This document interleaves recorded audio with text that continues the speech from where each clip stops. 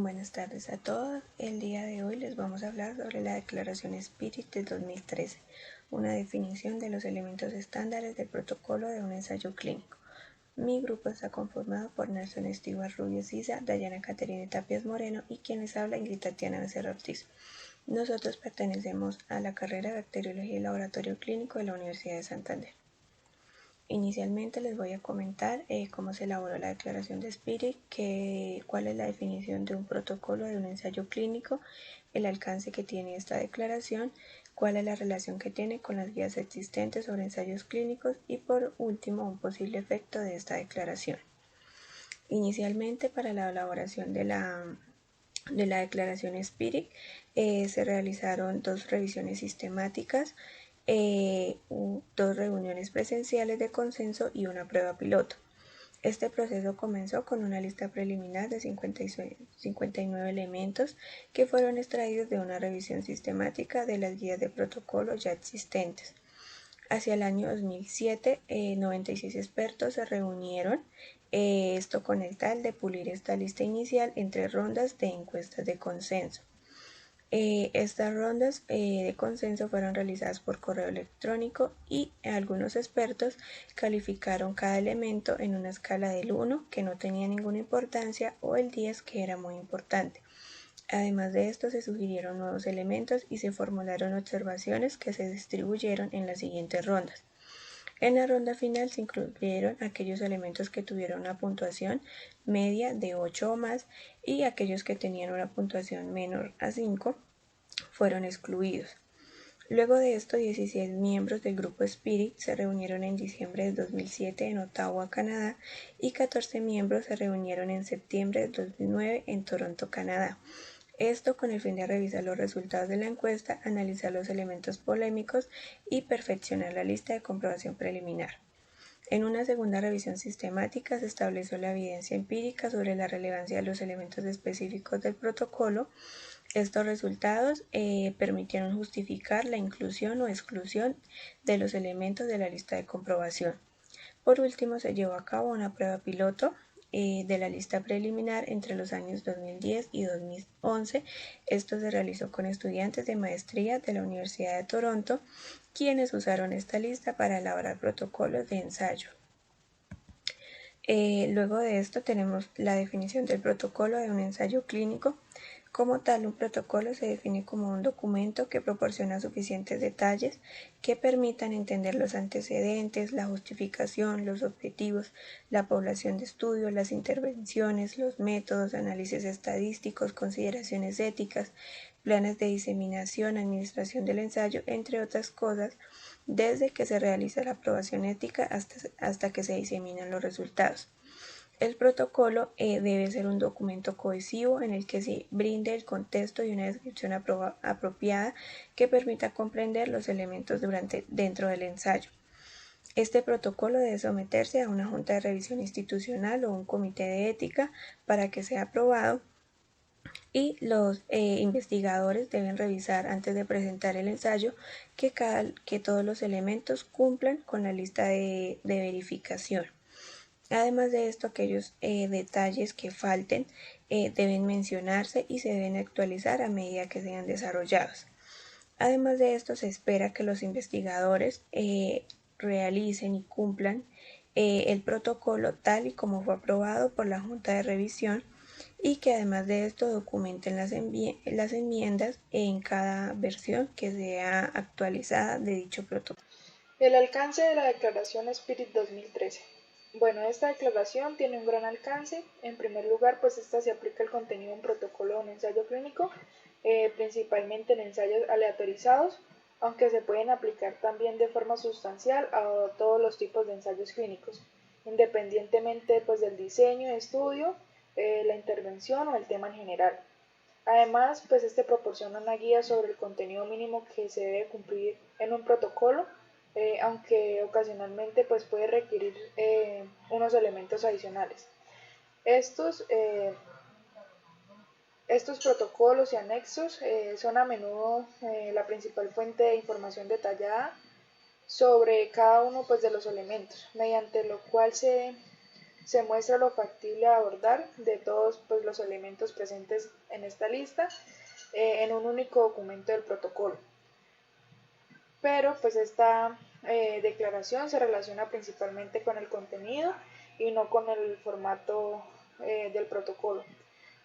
Además, pues en algunas ocasiones el cumplimiento de ciertas convenciones sobre el formato, como el índice, encabezados, glosario, cronograma esquemático y el listado de abreviaturas y de referencias, facilitará a profundidad pues su revisión. Y finalmente, esta intentará promover la transparencia y descripción completa de lo que se viene previsto pues hacer, sin pretender establecer cómo debería diseñarse el ensayo, pero pues ayuda a mejorar la validez y el éxito de los mismos, recordando a los investigadores los temas más importantes a tener en cuenta en esta planificación. Ahora la relación con las guías existentes sobre ensayos clínicos. En esta declaración Spirit 2013 pues se aprovechan otras guías internacionales aplicadas a los protocolos de ensayos clínicos. Se respetan principalmente los principios éticos requeridos por la Declaración de Helsinki en el año 2008, en particular el que aborda las consideraciones éticas específicas como los conflictos de intereses. Además, en estas recomendaciones se incluyen los elementos de un protocolo recomendados en los lineamientos para la buena práctica clínica de la Conferencia Internacional de Armonización, redactados en el año 1996, para todos los ensayos clínicos cuyos resultados se presentarán a los pertinentes organismos reguladores. En esta declaración se da pues un avance también de los alineamientos para las buenas prácticas clínicas con el fin de proporcionar recomendaciones adicionales sobre los elementos claves que se deben proporcionar al protocolo.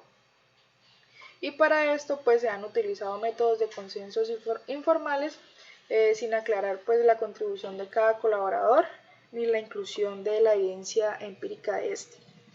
En la declaración de Spirit 2013 también pues apoya los requisitos de registro de los ensayos clínicos de muchas organizaciones, como lo son la Organización Mundial de la Salud, el Comité Internacional de Editores de Revistas Médicas, de las legislaciones pertinentes del clinicaltrials.gov y la Comisión Europea, entre otras.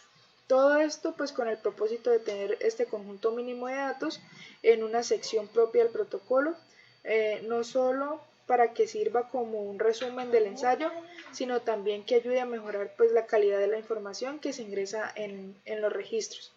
Y finalmente, en reflejo pues de todos los elementos aplicables en la revisión del 2010 del CONSOR, para redactar y estructurar de forma pues congruente los elementos comunes, facilitando la transcripción de un protocolo basado principalmente en el Spirit, con un informe final basado en el CONSOR, y así pues armonizar todos los esfuerzos internacionales en proyección de la transparencia y su alta calidad pues en el contenido que se presente. En cuanto al posible efecto, pues principalmente, ¿qué es esto? Son los beneficios que va a tener al accionar este protocolo Spirit 2013, ¿sí? Entonces, como partes interesadas, pues tenemos los grupos investigadores, patrocinadores de ensayos clínicos, los comités de ética de la investigación, juntas de revisiones institucionales, organismos de financiación o de regulación. Algo que nos importa mucho son los educadores, pues porque van a ser los que nos van a formar. Los pacientes, los participantes en ensayos y los formuladores de políticas, así también como los registros de ensayos y las empresas editoriales y editores de revistas biomédicas. Digamos que entre sus acciones propuestas, el protocolo de ensayos clínicos Spirit 2013 pues está adoptar esta medida como una guía estándar para realizar estos ensayos clínicos, así como para redactar los protocolos utilizados en la práctica, para promover el cumplimiento de los protocolos, para que este sea un instrumento de formación que al momento de, digamos, un estudiante leerlo, pues pueda entender mejor el protocolo de un ensayo clínico y así pues entender su efecto en a la medida de que se hace este ensayo clínico, ¿sí? También vamos a tener que va a ser un aliento para los investigadores y patrocinadores. Van a ser importantes las acciones en cuanto al registrar protocolos para que al momento de cualquier persona de que cualquier persona lo necesite pues esté al alcance. De igual manera también se necesita o requieren estas acciones como medida es subir este tipo de protocolos a la web para que pues haya un acceso bastante libre a este tipo de protocolos. Y lo que digamos importa en este momento, que van a ser los posibles beneficios, pues como principal va a ser mejorar la calidad, exhaustividad y congruencia del protocolo, ¿sí? En un ensayo clínico, así como también mejorar la comprensión de los fundamentos puestos pues en cada ensayo clínico, también mejorar la transparencia, la rendición de cuentas, la valoración crítica y la supervisión, ya que todo como que va a estar estipulado. Esto lo vamos a ver a continuación en el cuadro número 1. Por otro lado, pues el estímulo a los investigadores para actualizar los datos de registro si se modifican. Sí, otro punto va a ser que se va a mejorar la revisión del manuscrito, ya que el protocolo ya está estandarizado y por ende pues se va, digamos, a llevar siempre hacia la mejoría. Entonces, como último y no menos importante, pues el cuadro 1 que principalmente aborda pues los elementos que requiere este protocolo, ¿sí? Como podemos ver en la imagen, él está enumerado y es así como se debe que seguir el correcto uso. Pues se supone que todo protocolo debe que llevar su información administrativa, que si no la conocían, es digamos lo principal de un protocolo, es decir, el título pues porque es el que nos va a indicar primero qué diseño es, a quién se está tomando, qué se está interviniendo y en qué momento, ¿sí? Después va a haber el registro del ensayo que va a identificar pues los que participaron en este ensayo y quiénes realizaron este ensayo, ¿sí? La versión del protocolo no va a ser más que pues la fecha, la financiación, los encargados de adquirir los dineros, los materiales, bueno, para este ensayo, y las funciones y responsabilidades que ya va a ser como lo podemos ver en la numeración 5A, 5B, 5C y 5D, pues van a ser estos nombres de las personas o de aquellos que contribuyeron con el protocolo, ¿sí? Así también como las responsabilidades que tuvieron los coordinadores, los comités directivos o los altos rangos que fueron los encargados, digamos, de aprobar este diseño de protocolo. En cuanto a la introducción, pues tenemos como antecedentes y justificación, que van a ser la descripción de la pregunta de investigación, como normalmente se hace en un ensayo clínico, los objetivos, pues lo que se requiere, lo que se quiere llegar a este tipo de protocolo, y el diseño del ensayo, que va a ser ya digamos la descripción del diseño. En cuanto a métodos, tenemos los participantes, intervenciones y resultados, que pues van a ser aquellas personas que hicieron parte del estudio, el ámbito del estudio, que va a ser la descripción de los centros de estudio. En este caso podría ser en qué lugar se realizó, en dónde se realizó, cómo se realizó. Los criterios de selección, pues eso depende ya del tipo de estudio, de ensayo clínico que se vaya a hacer. Entonces, para eso es necesario, digamos, determinar en el título, en los objetivos, a qué personas se van a incluir. Las intervenciones, pues no van a ser más que lo que se le va a realizar a la población, los resultados, los que se obtuvo de esta intervención a la población, el cronograma con respecto a los participantes, pues ya va a ser, digamos, el periodo comprendido en que se empezó a intervenir los participantes hasta cuando se, digamos, dejaron de participar y se tuvieron los resultados. El tamaño de la muestra, pues sí, eso va a ser dependiendo de los objetivos o lo estipulado en el ensayo o lo que se requiera investigar. El reclutamiento, pues va a ser esas personas que son indicadas para la muestra. La asignación de intervenciones para los ensayos clínicos, controlados, y la asignación de generación de la secuencia también está incluido entre estos elementos, así como los mecanismos para ocultar la asignación y la ejecución, ¿sí? Entonces esto no va a ser más que un mecanismo para aplicar la secuencia de asignación, como por ejemplo eh, un teléfono central o sobresellados y opacos y números de manera secuencial. Bueno, esto entre otras cosas va a ser una descripción más que todo y quién asignará la intervención a los participantes. En otro lado tenemos el enmascaramiento o cegamiento, que esto va a ser, digamos, la persona que esté, digamos, incluida entre el grupo que se va a tomar en cuenta, pues entonces se requiere, digamos, cómo va a ser esta persona para desenmascararse o para saber de qué es esta persona. Asimismo, la recolección, gestión y análisis de datos, que eso es mediante bases de datos. De igualmente el método de recolección de datos, que es importante pues para evaluar, recoger variables iniciales y, digamos, empezar a que el protocolo o el ensayo clínico sea pertinente. En cuanto a la gestión de datos, se va a necesitar que planes para ingresar, codificar y proteger y guardar los datos. Sí, como lo había mencionado, una base de datos es esencial para poder tener este tipo de datos que se adquirieron. Métodos estadísticos, pues esto depende ya de si se necesita medir una frecuencia, una prevalencia. Entonces esto va a ser necesario para según sea el tipo de protocolo. De igualmente los daños y la auditoría pues van a ser necesarios para saber que este está interrumpiendo de manera general y con qué frecuencia y métodos se están realizando estos estudios y si se están realizando bien.